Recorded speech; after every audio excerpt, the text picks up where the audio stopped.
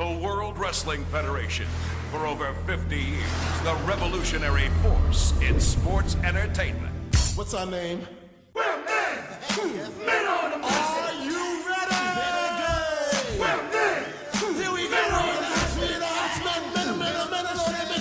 Bam, bang, boom. Here we go. Welcome to the New Generation podcast on the Backbone Wrestling Network. I'm Tim Slomka. I'm JP. Thanks for joining us again. As always, you're on the journey to relive the New Generation era, to find the best and some of the worst of the wrestling time period often forgotten. Bret and Shawn Survivor Series 92 to Bret and Shawn Survivor Series 97. Look beyond the pay-per-views, examine weekly TV, see what worked, what could have worked, and what failed. JP, how was life? Pretty good, man. How you doing? I'm doing good. We're getting to SummerSlam 1995. We're here. You know. Yeah, it's the tides are changing a little bit, at least. Yeah, a little bit. Yeah, and obviously we'll talk a little bit, a couple podcasts about Monday Nitro. So, exciting times, but I think it takes a while, as we've learned on Raw, Warzone, right, for them both to really pick up steam. Like, it's kind of not great. Well, I mean, in our spectrum, it's weird from we started all the way in the fall of '92, and now we're at Nitro. It feels like two totally different times. So yeah. Yeah, and I mean, you had Hogan still in the WWF. I mean, that's one of the biggest ones, right? That really kind of starts setting up everything. Sorry for my dogs. Everyone hears in the background. They're deciding to bark. It's someone ringing the doorbell. Someone interrupted their 10th nap of the day. But so we got two Raws and two Superstars on our way to SummerSlam. Yep. And what's interesting too about these is these are the last ones before is it Bill Watts? No, I wish I wrote down the name. Yeah, no, it is. It's Bill Watts. Bill Watts takes over. Yeah, I looked up the same thing. Yeah, so he's gonna. I read in Observer he had been signed already, but doesn't do these. But I could say the Raws have a little bit different feel to them. So. Yeah, it was reported that his first technical start was In Your House 3. Okay. But this second, or is it the first Raw? No, I think it's the second Raw. The second Raw is what's rumored to be like his angle. Okay. With Bulldog. Yep, and it definitely feels like something he would do. So, and even a little bit like with the Henry Guard when it comes out of nowhere thing. So I think because that was taped on the same one. So yep. Obviously it doesn't stay for a while. It's like a short term thing, but.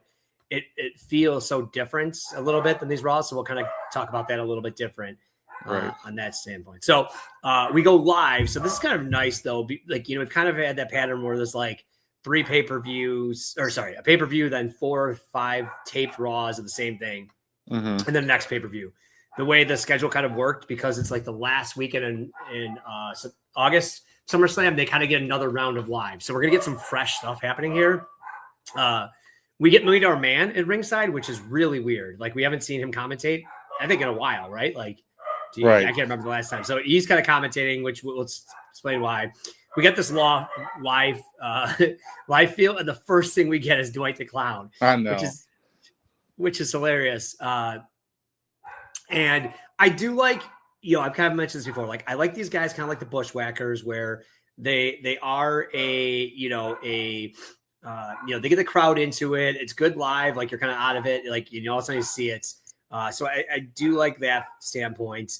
$1 Million Man talks a lot during this match about if Hog or Mercy would be in the corporation, and he they take the focus off the match, but they're clearly setting something up, right? That he's kind of bringing a lot of time on this.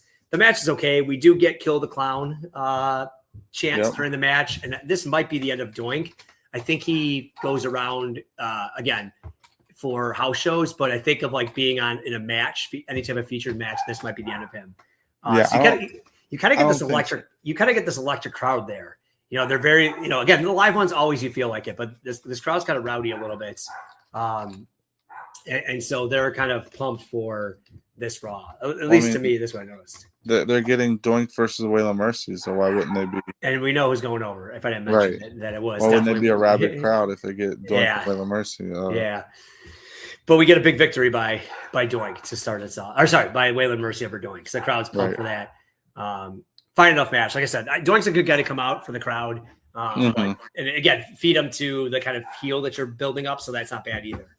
Yeah, it serves a purpose, like you said. Like it's Bushwhackers Doink. It serves the purpose, but once they kind of, we're not quite, Attitude Era or anything like that, but once it gets a little bit edgier, that kind of becomes passe, and they're they're still gonna have their kind of corny characters, but not as kid driven. Yeah. And then from there we get the Goldust vignette where we see him now. So, for those that didn't know, you can kind of tell this is Dustin Rhodes. I was like, when I had first seen Goldust, I knew who Dustin Rhodes was, but I didn't really put it together. No, I had no idea. Yeah, so I just didn't get it at first. What is heard from this podcast? I was a pretty dumb kid. So yeah, I was young. You sound way smarter as a kid than me. So if you got fooled, then they did a good job.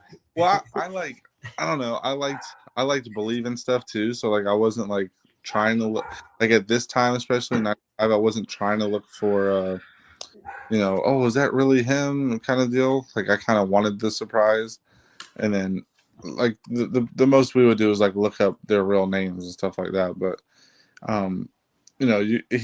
this like beginning era of Goldust, he always looks creepy with the hat and the hair and like the darker gold paint. He looks a little weirder. So he's playing into the characters, playing into the Hollywood theme. So definitely going to be a different character once he comes in. Yeah, it keeps changing. It goes, this has a little undertones of the kind of, transvestite, erotic type thing. And it kind of churns quickly and then goes back and then kind of goes even more crazy in the Attitude Era. Like, it's kind of one of those characters that keep moving, Yeah. And it's just like you hadn't seen anything like this in the WWF since Adrian Adonis. The first one, And this is not mocking yet.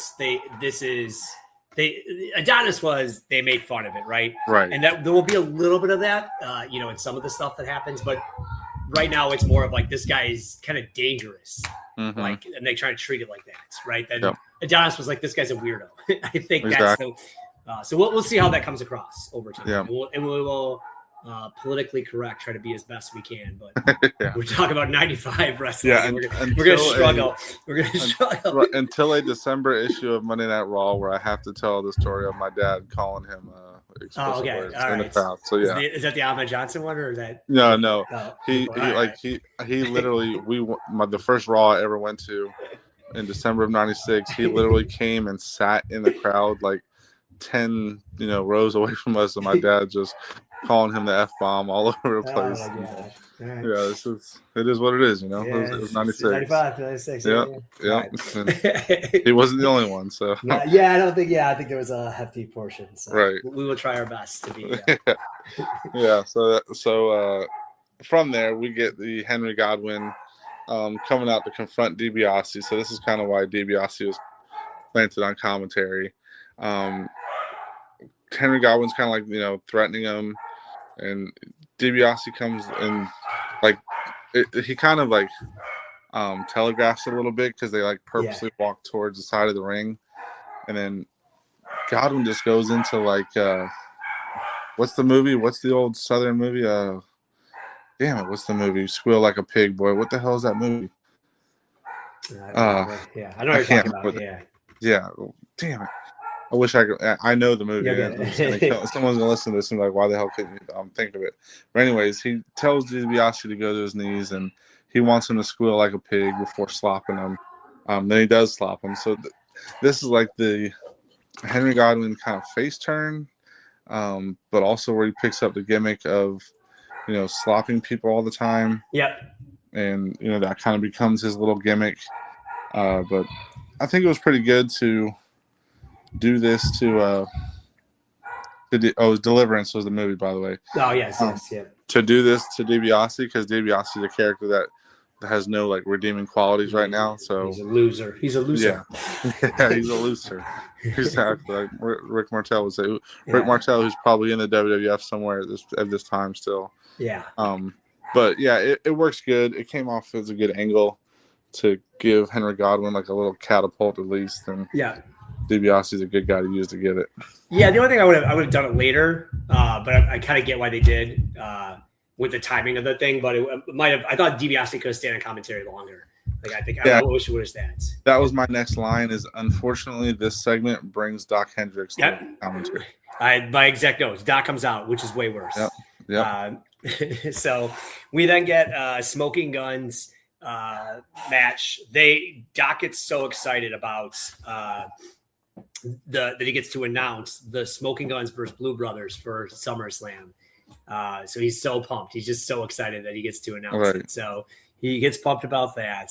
Standard squash by them. We get Hunter Hearst Helmsley beating Jeff Hardy, kind of standard squash. And then we get Hogg come out, which I think is why they did the timing, was to have him come out and get face pops. So he comes out. It does get a bit of face pops. So I think I get what they're trying to do there and trying to get it over. Hey, he was in the building. Try to make this live. Crowd cheers for him. So good. I don't know on the face heel side if they needed this, but one of my notes too is that it's DiBiase is such a bitch. He gets on his knees immediately, which is a Bobby Heenan thing, but he's not supposed to be treated unserious like Bobby Heenan. Bobby Heenan was kind of treated like that, always, and kind of would kind of have that thing. DiBiase was never supposed to be like that, and yet here he is just immediately oh, I'm just gonna go down and give up to you you Hog Farmer who's a nobody. Really, really, really rough. Yeah. And to go to the Jeff Hardy thing, I looked it up. He was only 17 here, which means in '93 when he faced Razor, he was only 15. So they lied about their ages. I read. Yeah, maybe you said it, but somewhere I heard that. Yeah, so that was a pretty big, least shocking thing ever. Right. We then go backstage. We get the main event. Yep. Yeah, we go backstage real quick before that with Savio Vega and 1-2-3 Kid with what they call Mac caps, which are pogs. And if anybody's not familiar with pogs, it's a very short-lived thing that kids of the 90s will definitely remember. But it's weird, cardboard cutouts of, they capitalized on marketing at this time of just cardboard. Whatever your thing was, basketball, whatever collection kind of thing, cartoons, and you would have these slammers and you would try to flip the pogs over and that's how you won. It's kind of stupid, but it was definitely a craze for about 2-3 years. Yeah, it was crazy. It was crazy. Mm-hmm. Yes. And when they said the word slammers, I'm like, oh my God, they had a flashback to being 10. Yep. And you had the little chipper ones, or I forget the little pick things that you flip with, and that was definitely a moment in time. Yeah. Yeah. And then that brings us to our main event is Shawn Michaels versus Jerry Lawler. I was about to say, you have to get this match. So. Yeah.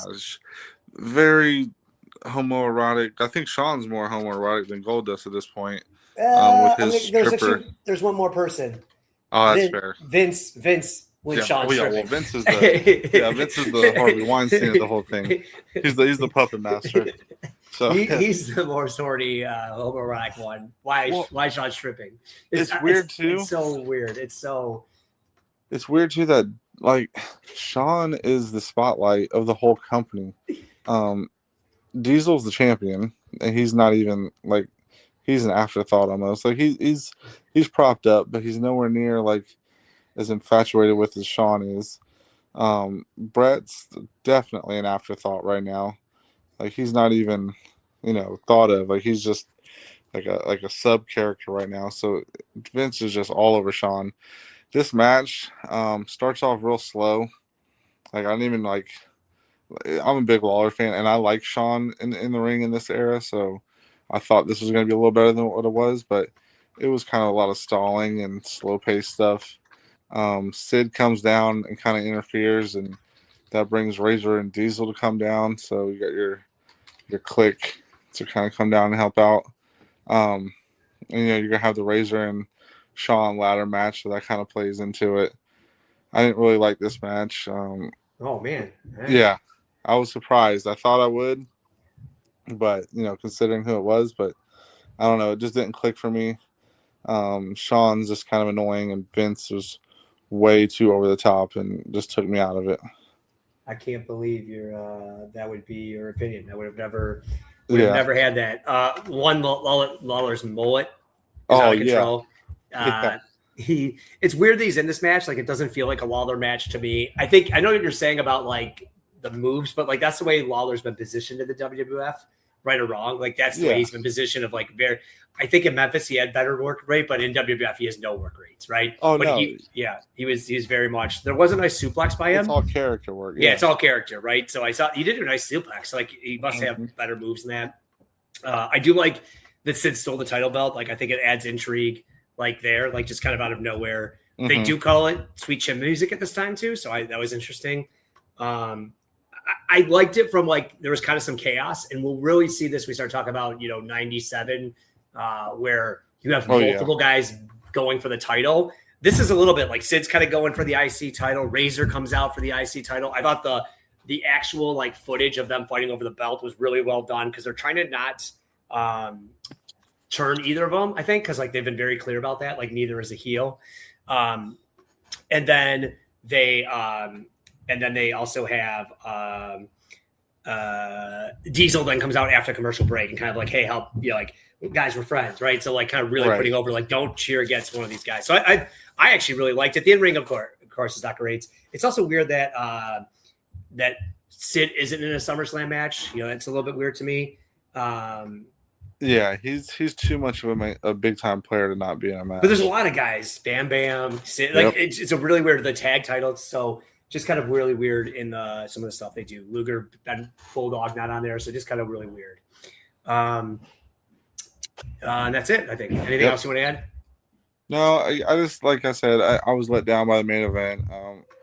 I felt like Lawler would, I don't know, maybe he just didn't mesh well with Shawn. I feel like can tell the story in the ring, and maybe he just needs a guy like Bret to carry him because you don't really see him that much in the ring against anyone else, really. So that's all we have to kind of go off of at this time. Yep. So we'll move on to Superstars. This is taped the next day, so we're getting fresh Superstars. Like we're a little stale. 5/19. I kind of mentioned this a little bit, and I'll bring it up here. Basically, they get rid of the third taping, which was the Wrestling Challenge taping. So they're going to do more live Superstars, or that's live, but like more Superstars because they're just loading up Action Zone and some of the other programming, Livewire. Is it called Livewire? Yeah, on this too. So they're kind of positioning it. So it's kind of nice that you're getting Superstars like a week after this. Like it's not stale 31 days, 35 days type things. I know a lot of the footage is repackaged when we get the highlights of the exact thing we just talked about on Raw. Then we have Razor coming out. Again, they bring up WrestleMania on Raw. And again, they make it very clear he is not a heel. He is just trying to get a title and have a good match. And then we get the Blue Brothers kind of mention again that they have the matchup for Smoking Guns. Again, no feud at all for that I've seen. Yeah, they suck. They suck, yeah. So that's kind of that. And then we get Kama. So I joked, like Kama does nothing. Like it's like a standard match. But then he destroys a wreath. And it's like, okay, that was pretty cool. And I was like, what's my wreath budget? And then he kind of walks away, and one of the Creatures Knights gets in the ring, and then he beats him down, which like finally gives some life. We've talked about this. Like, what's the point of the Creatures Knights? Like, when are they going to start doing something? And I'm like, you know what? This was pretty good. Like, he absolutely destroys them. The girl comes in like heartbroken. Right. Even Vince afterwards condones it. He's like, you should have never get in the ring. Like, this guy kind of deserved it. Like, I thought it was really well done. And then you also get, but like Kama leaves when there's lightning. So like, I thought all really good storytelling. I thought it was really good storyline, like finally giving some payoff to this after it's taken a while to kind of get there. Yeah, because I mean, this feud as a whole is not anything that's gonna like, get anybody to tune in or anything like that. So you kind of have to do something to like raise the stakes a little bit, I guess. And this kind of came out of nowhere, like we did say, like what are these, I don't know, Creatures of the Night, whatever, doing? What's their purpose? I guess they're just like extremists or whatever. I don't know if they're part of the Undertaker's like Branch Davidian or whatever, but I don't know if they're gonna drink the Kool-Aid for him. But they got in the ring and got jumped, so Yeah, that worked out. It was a decent little angle at least. And this is like another thing that was a little bit more not extreme, but like higher level that makes me think that Bill Watts already had like a little hand in it, you know. Whatever it was, it came off. Like I don't know. I didn't know this was going to happen, and we've been complaining about it. So it's kind of nice that they did something. It wasn't pointless. So yeah, I don't know if that was, like you said, I don't know if that was the point of Bill Watts, but like at least it or the point of the angle, and Bill Watts did it, or they always had this thing, but it was something different. It gave Kama some credence, and I like the idea of like the lightning, like something different. Like Taker didn't have to come out. It was just like lightning that scared him. So I loved it. Yep. And it makes you buy into the character more, so it helped there. Yeah, he's supposed to be a badass, and he really hasn't been.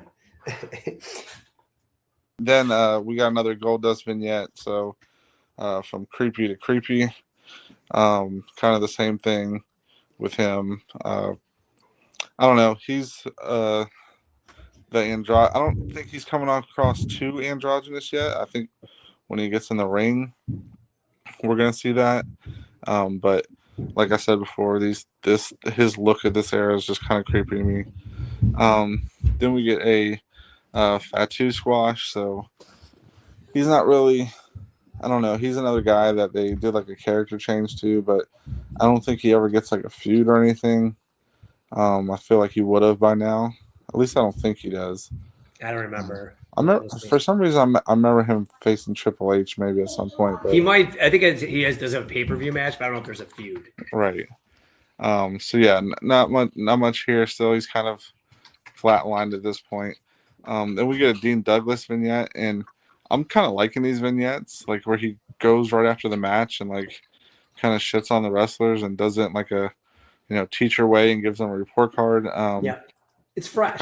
It's kind of it is. It's not like I don't know. It's the teacher gimmick, right? They're big on these gimmicks, so that's the part that's everybody's gonna harp on. But I think he's playing it pretty well. Yeah. Like as being a dick kind of thing. So I thought that it's was like they have cool. like the real footage behind it, so it's like actually makes it look the production values like right. better. Right. Like, it just a little bit higher end of like not Exactly. stale and kind of fresher. Yeah. And then we got a match that I was not expecting is Mable versus Bam Bam Bigelow, and two big hosses in the ring. But Bigelow can move a lot better than Mable, but I feel like Mable's been kind of holding his own in the ring. As far as not being like too slow and plodding, he's kind of moving around for a guy his size to be as tall as he is and as big as he is. But then he wins clean with a belly to belly, which surprised the hell out of me because Bigelow is main eventing at WrestleMania 5 months ago, something like that, and he's losing to the King of the Ring winner with the belly to belly. So puts Mable over strong at least that comes through. But I just didn't see that coming. That Bigelow kind of just gets.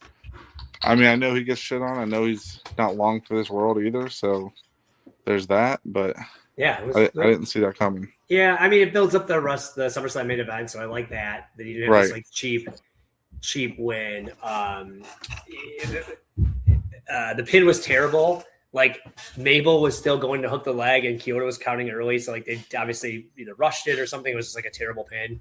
But it's good to kind of have that match, the Mable kind of win, like signature win before SummerSlam. We also got Gorilla coming out right before then or after them. Sorry, I think it's after. Where he announces that Kama's out of control. He doesn't know what to do. $1 Million Minutes convert money, so he's going to make SummerSlam a casket match. I thought it was good. He was the Gorilla here. Right. And so he kind of makes that a casket match. And then we get Bob Holly squash. She's going to fight Triple H for some reason. So it feels like some of these matches are randomly thrown in at SummerSlam. Bob Holly, the Smoking Guns, like no feud. So I don't know who came in and kind of switched up this card, but like this is another one like King of the Ring 95 where you're like, man, there's so many people missing from this card. And not that I'm against like having Triple H or Bob Holly on the card, but just like feels like, okay, couldn't they have set up a little bit versus these guys? And my guess is those guys are fighting in the house show market. They have the matches set up, like they know what to do, so they don't, but they should still have some type of feud. So, well, they're going towards more like work rate guys too. Yeah, right. Yeah, like smaller work rate guys, and that's why, even though it was reported in Your House 3, I feel like Bill Watts is playing a part because Mid-South, like he's the guy that gave like the Rock and Roll Express a chance back in the days. Well, Ross is that way too. Right, exactly, and he also let Bill Dundee be a booker for him, who booked smaller guys. So I don't know. It feels like he's got a hand in it at least. Maybe if he's not in control, at least he's on the team, kind of thing. So. And Ross would sign off on those. Like Ross has been a work rate guy, so right. That may make sense. All right, anything else before we move on? Nope, I think we're good. Yep. So then we go back to the Raw taping. This is on the April 14th still, but August 21st. So this one's not live. We get a random Men on a Mission tag match, which like never happens. Like the past since King of the Ring, they kind of never happened. They do a squash standard. They're talking about SummerSlam, and then afterwards, Mabel just gets on the announces that he wants to fight the Allied Powers. They said they want to tune up for SummerSlam, which again, right, because they're not gonna be a tag match at SummerSlam, and they're gonna randomly fight the Allied Powers. Okay, so really weird. Yep. It was when I saw that, I'm like, what is going on? Because I forgot about this angle. Like I never watched this. Oh, me too. I must have been away at like summer vacation or getting ready for school. I just missed all this stuff. Oh, it caught me off guard, actually. Yeah, so like I just don't remember. I'm like I was so keyed in at 95. I'm like I have no recollection of any of this. So that was kind of weird. And then we get a 1-2-3 Kid match versus Brooklyn Brawler, and they bring up that he's going to fight.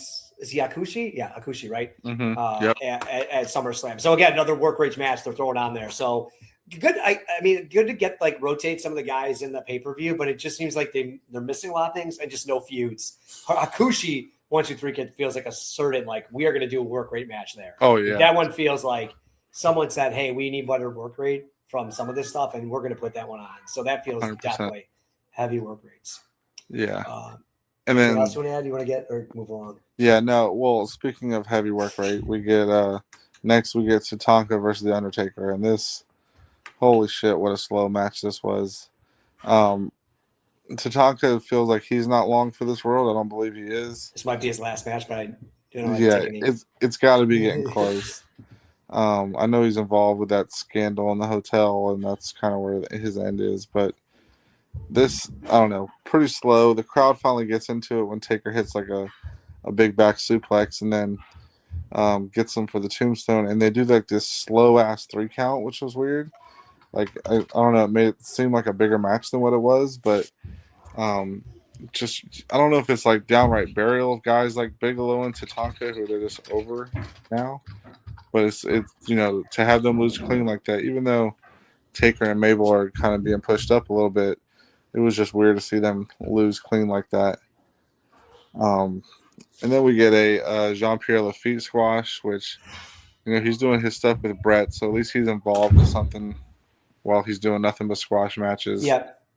And that leads to another Gold Dust vignette. So keeping him on the every week you're getting something from him at least. And more. It's getting more, right? Like it came up like first like Gold Dust, everything else. I'll let you take the main event if you don't mind. Yeah. So unless you went Skip and no. 1-2-3 Kid. No. You tell me which match you want. Yeah, I'll take this. Okay, and then let me just add on Taker. Yeah. Sorry. I felt like the Taker stuff was just random, but it was trying to build up the corporation. That he's taking out corporation members one by one, which they've had before. So right. I like that standpoint of that. The corporation is really weak at this time, and even though Sid's in the corporation, it doesn't feel like he is. And but I get the point of it. One of my comments later is like Taker's so rarely on TV, so I do kind of like this from that standpoint. Yeah. But Tatanka is definitely very washed, right? Oh yeah, and it's just this corporation stink. They don't win anything, and they look like busters every time. And their manager 20 minutes ago, well, I guess a week ago, but 20 minutes to live crowd ago, just got on his knees for no reason. Exactly. Gave into the Hog, who's never won versus anyone. So, that was kind of and his heel turn never clicked, so it just never worked really. Like the turn itself worked in the moment, but him as a heel just doesn't work. So Tatanka, that is. Yep. So then we go from that to a Diesel interview with Vince in ring. Diesel's playing more cocky, like kind of like the Kevin Nash NWO kind of character, which is way more him. It comes across better. But when he does like his like pre-tapes and his like promos, he does like the loud gravelly voice, like the fake mean voice, which I hate when he does that. But this, he comes across a little better. And Bulldog comes to the ring, and you know, they're talking about how like Men on a Mission knew that Luger wasn't there, and that Bulldog says he'll team with Diesel to go against Mable and Mo. Yeah. So we have this like impromptu Diesel and Bulldog versus Mable and Mo, and it's weird, but it you know, you're into it because they kind of tell the story of Luger not being there. Bulldog has been a babyface since he came back, and he's going to help Mable and Mo. So, you know, Diesel's in the ring. Bulldog comes in and just turns on Diesel. And I was legitimately like, holy shit, because I had watched a lot of this 95 footage, you know, probably 10, 15 years ago. And I always remember the beatdown of Undertaker, like when Undertaker gets his face broken and wears the mask. And I forgot that this happened to Diesel first. Yeah. But when this first happened, I was like, holy shit. And Cornette's out there. Like, he's involved in it. And it's just a lot of chaos. So it's really good stuff. Lawler's kind of involved, like being a little weasel. And, you know, they're just beating the hell out of Diesel. And when they leave, Diesel kind of gets up and he's all flustered. So he sells it well. And Lawler kind of like goes backstage with Bulldog, chases them backstage to get an interview. And Cornette just like chimes in and says the surprises will keep coming. So it does feel like there's a little bit of a shift, you know, as far as like the temperature of the company, at least, because you're going towards work rate matches, and then you have like these hot angles, which they weren't really doing for a while. Like, it was more of a kid product. Now they're doing this like more, not that it's not kid, but you know, like kind of heat driven angles, and I like that kind of stuff. So this really got me going when I watched this. I was really, you know, pumped up to see where they go from here. The only thing I disliked on it was the bitch slaps by Bulldog. Like, they were they were a little bit weak, but I loved it. Like, Cornette coming out of Vince, like they at one point show them just standing up. Like, you never see that. Like, the commentator's like in shock. Like, Vince is just like in King's giggling, like his giggle laugh that he does at this time. But like they're both just like, Vince has a legit thing. Like, he didn't think this was coming. The leg drop was great. I know that later breaks Taker's face, but it looked awesome. It's also crazy that no one comes out. No Luger, no Shawn, no Razor. I love backstage. Mabel has the belt. He looks awesome. Like, he's just patting the belt. Like, this is mine. He just looks kind of beastie, kind of like I don't want to say Andre the Giant because they're going to be crushed, but kind of that type of like just bigger than life, like with the title belt looking small, with the title belt just looking small on his shoulder, right? Like, he just looks massive. He doesn't look fat at that point. He just looks massive, right? Right. I liked it. I don't remember this fight. It's kind of funny they make Men on a Mission fight twice, but the match is so short because it's all plot line, and the crowd is just hot for this. You know, that's one thing too that's cool is like Mabel kind of is always getting made fun of, like, but like this is hot. Like, we've seen him do some other stuff.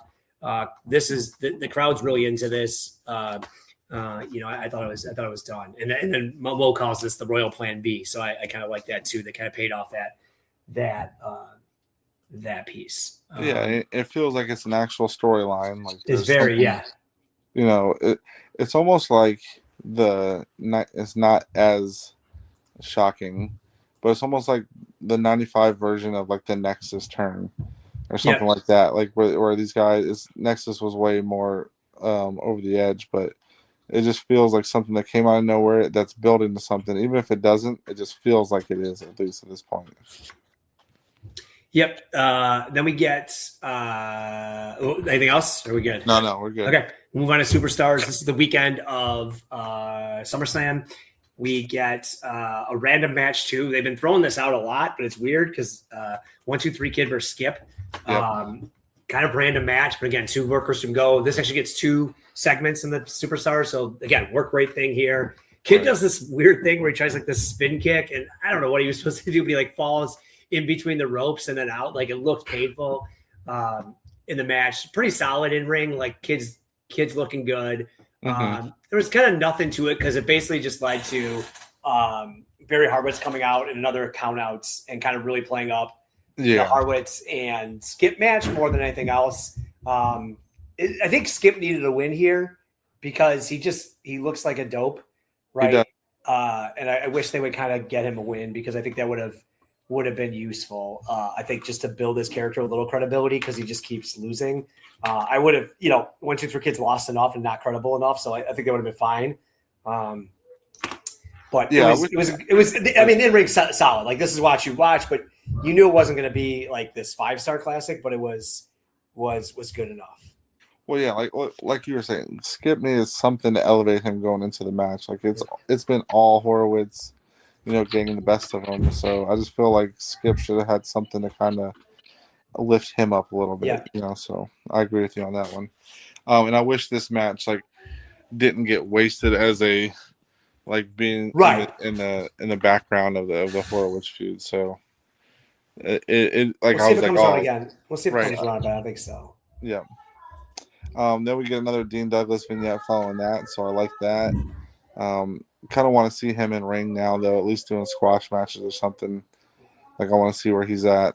Yeah, I wonder when he comes. I don't remember when he starts, but yeah, it's got to be soon because they do the whole Razor Ramon, Shawn Michaels IC title. Yeah, soon. Yeah, soon. So it's got to be happening soon.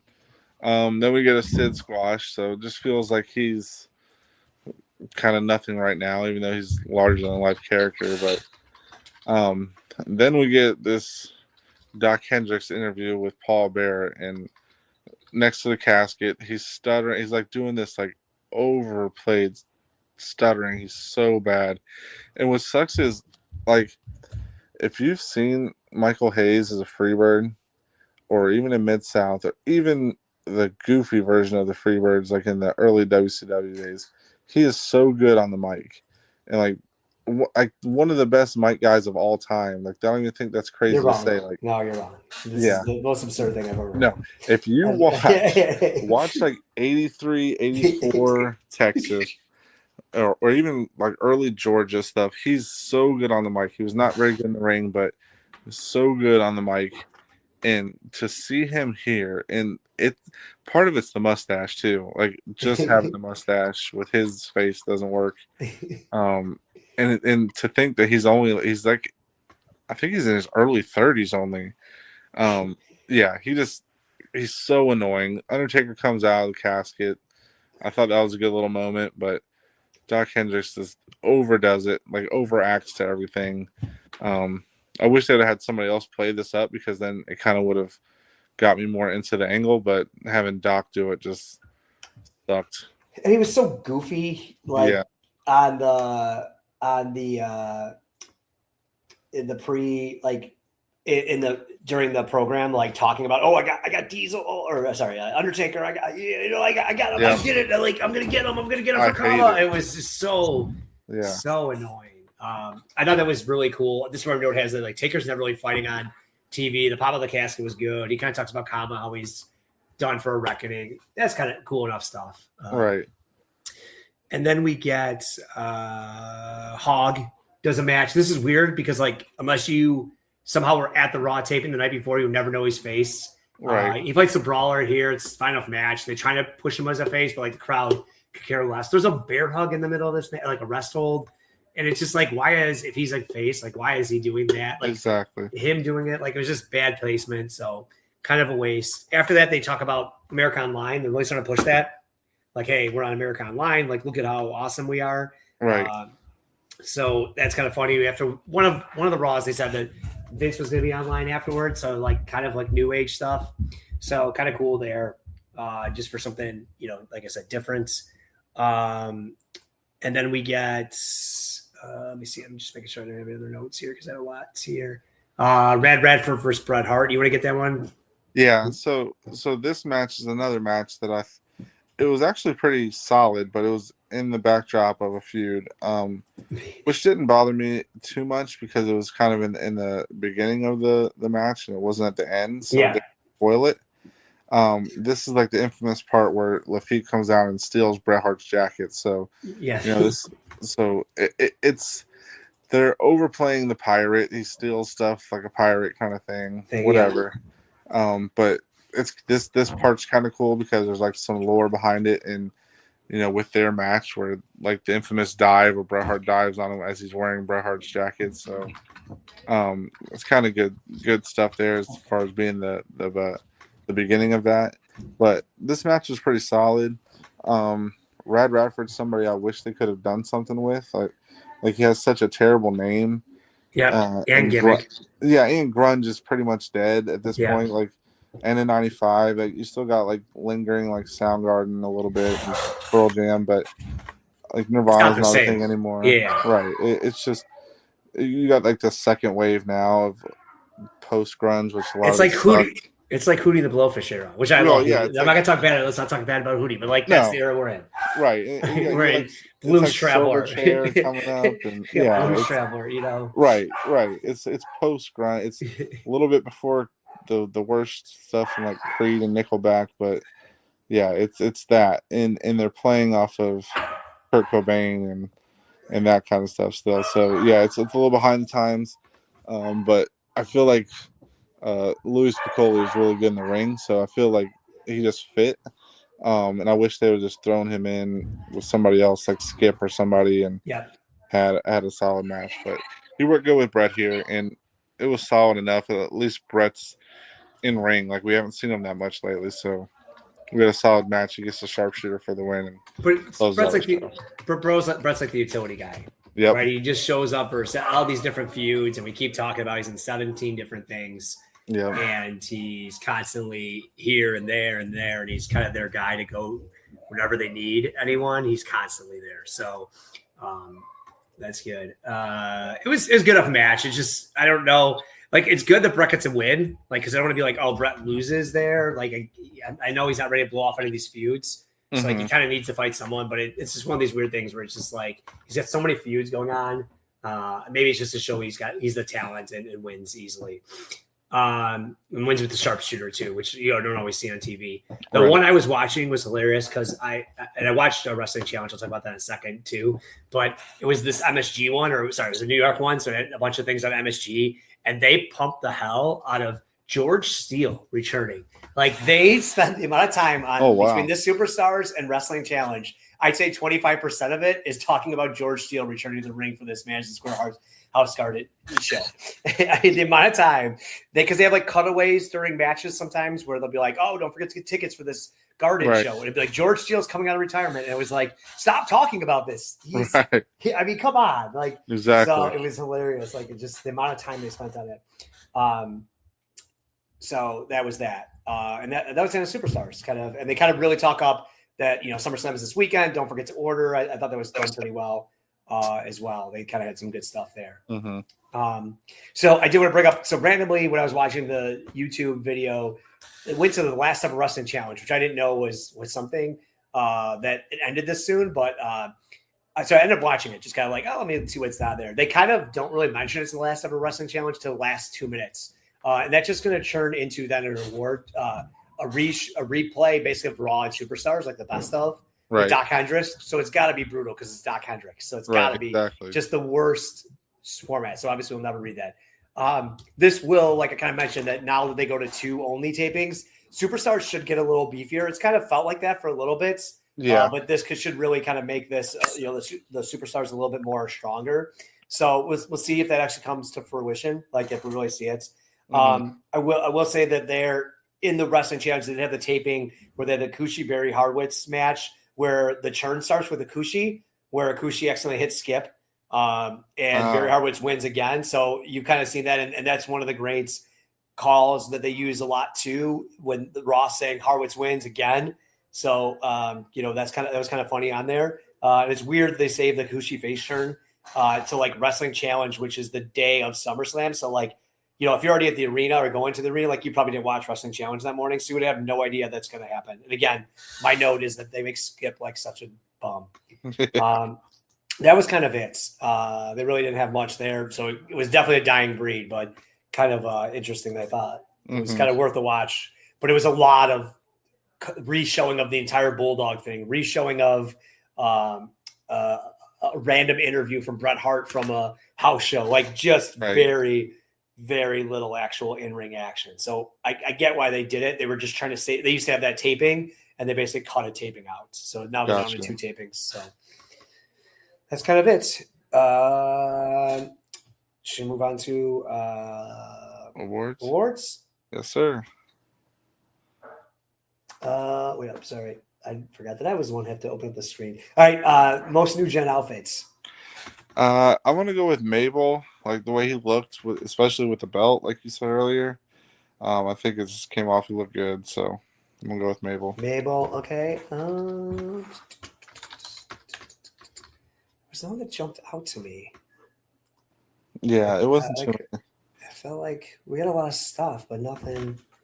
I'm gonna go with Lawler's mullets. Oh, that was nice. It definitely was noticeable. It was just like, oh man. All right. Most new gen performer during this time. I'm gonna go with Kid. Like he had a couple solid matches.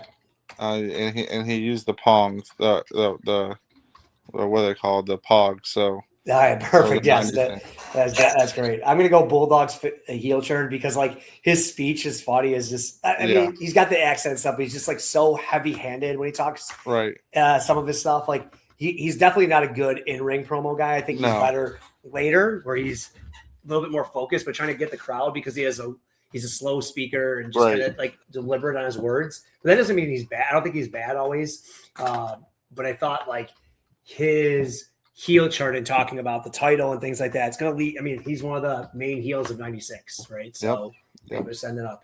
Worst match or segments? Man, I really hate to.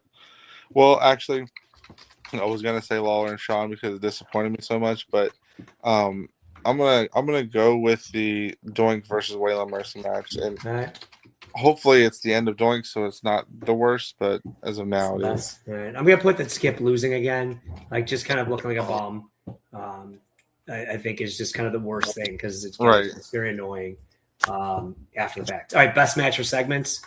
The Men on a Mission versus Diesel and Bulldog, the whole angle there. I'm gonna have to go with that. Yeah, I mean there was so much there. The beatdown, Mable. I'm gonna put Mable stealing the belt. Right. Again, I had no idea about that. I wonder when he returns it or if he shows up at SummerSlam with it. I actually don't know, so that'd be interesting to see. Right. Stock up. I'm gonna go Bulldog. Bulldog with a turn, kind of refreshes the character a little bit and see where he goes from there. Yeah, let me go Mable. Stealing the belts, looking strong. There were some other good ones in here too, but look at that. Stock down. Gotta go Bigelow. The way he just lost. I mean, I know it makes sense to elevate Mable, but he just laid flat out and lost. I almost want to go JP for saying Doc Hendricks was good at one point. And I think like we almost have to we can't say Doc Hendricks in here. Like I feel like it's just like we should assume every week he is there.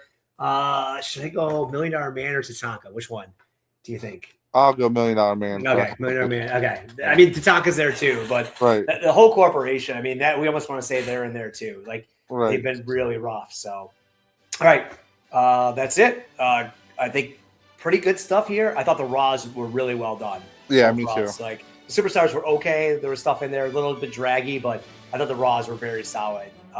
It brought up some new angles and kind of freshness. And everyone talks about the doldrums of the fall of '95. We'll see if it's really that or not. And then we'll see it until early '96. So SummerSlam's coming up. I know there's some good matches on there. I haven't watched that one in full, like sitting down watching it before, or like probably in a while. So I'm gonna give it a fresh start from that. And then we'll be back in 2 weeks to talk about SummerSlam 95. Thanks everyone for listening, rating, and reviewing, and we'll talk to you in 2 weeks. Yes, sir.